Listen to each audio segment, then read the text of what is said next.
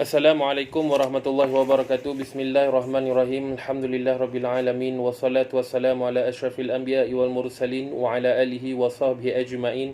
Subhanaka la ilma lana illa ma 'allamtana innaka antal alimul hakim. Wa la haula wa la quwwata illa billahil aliyyil azim. Ya ma ba'. Alhamdulillah, syukur kepada Allah Subhanahu wa taala. Dari ribuan terima kasih saya ucapkan kepada OKP AADK Jelebu kerana memberi peluang kepada kita untuk berada di dalam suatu peringatan demi peringatan, walaupun kita disuruh untuk kuarantin di rumah. Mudah-mudahan dengan peringatan dan sedikit tazkirah ini memberi kesedaran kepada kita semua. Tuan-tuan yang dirahmati Allah Subhanahu wa taala, sudah menjadi sunnatullah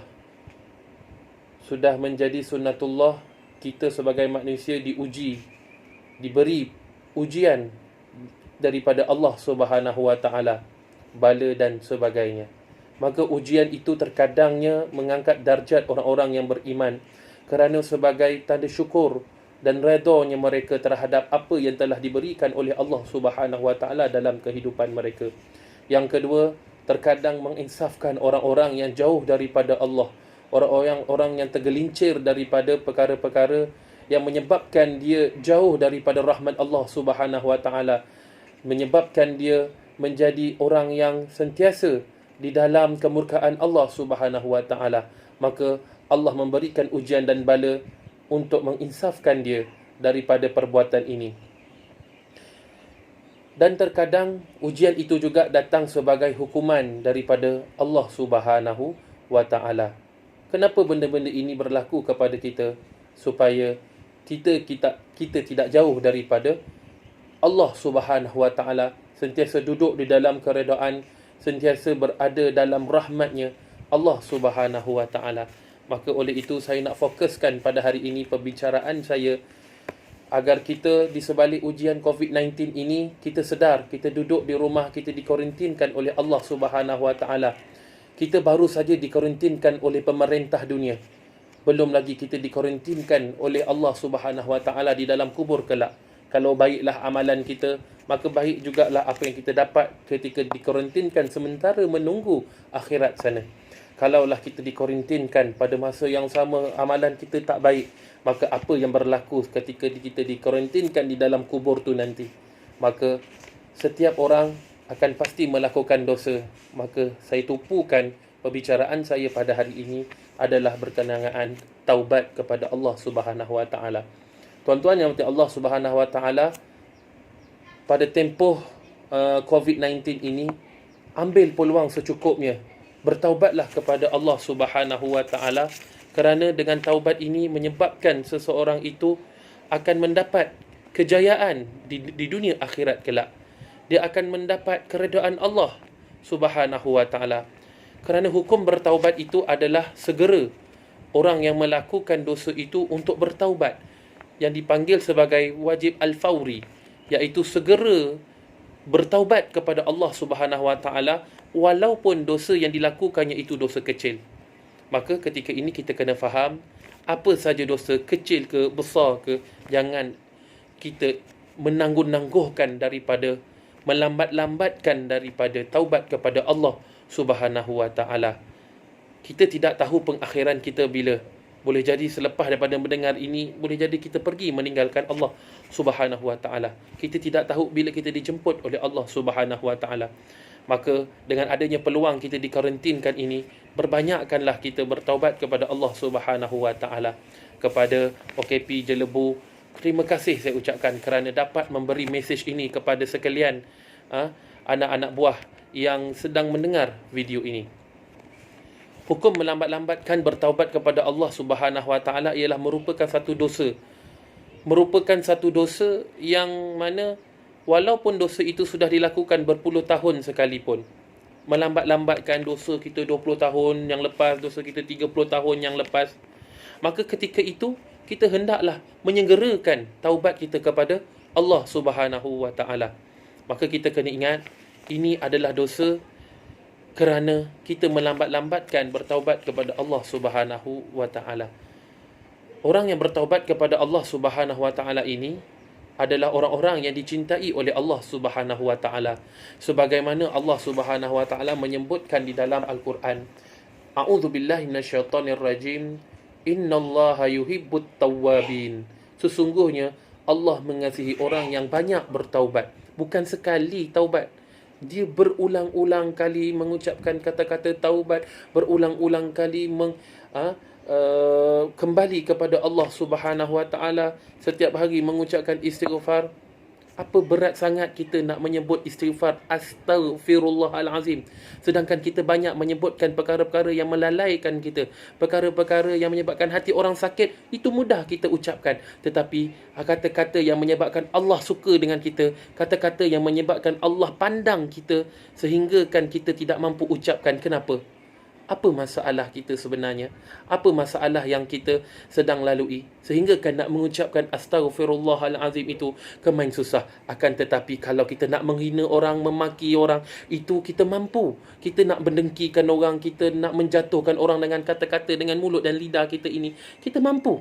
Akan tetapi apabila kita nak mengucapkan astaghfirullah, kita kerasa berat ucapan itu, sehingga kan kita tidak mampu untuk mengucapkan astaghfirullah walaupun sekali terkadang dalam sehari. Kata Habib Umar, la tajza'ani taubah. Jangan kamu berputus asa dalam bertaubat walaupun kamu melakukan dosa mi'atal marrah. 100 hari dalam sehari.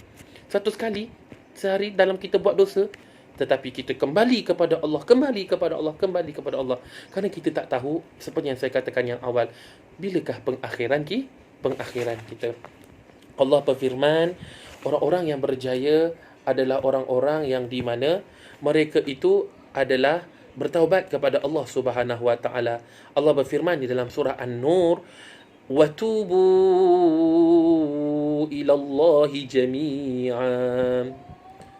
Watubu ila Allah jami'an ayyuhal mu'minun.